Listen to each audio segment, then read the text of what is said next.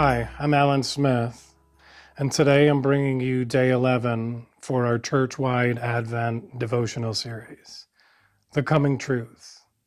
Unlike the other authors of the Gospel, John wrote about the deeper meaning of what Jesus had said and done. John had seen Christ. He walked with him, talked with him, and witnessed the light in the darkness that he was. Rather than recount events, John wrote a genuine reflection that told us the truth about Christ, that he was the one true light.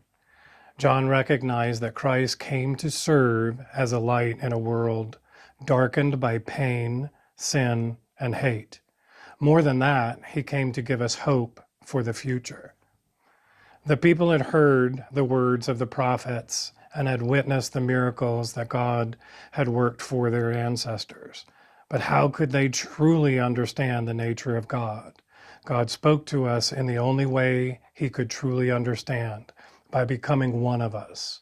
Christ became flesh to dwell among us so that we could see him as a light, an example of how we should live, act, and serve in our own lives. Likewise, Christ came to give us a light of our own and make us beacons in the darkness for those around us. As the Christmas season nears, we'll see plenty of lights. There'll be stars on tops of trees, lights draped across yards, and even parades of beautiful light displays for us to marvel at. However, whenever we see those lights shining brightly, let's remember our duty as children of God. Rather than just admire the lights around us, let's put ourselves on display as the brightest and most beautiful lights of all, lights of Christ.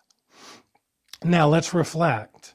Christ came to bring us eternal light so that we may be the light in a dark world. Who serves as a light in your own life? In what way can you become a light in a dark place in our neighborhoods, communities, and our local cities?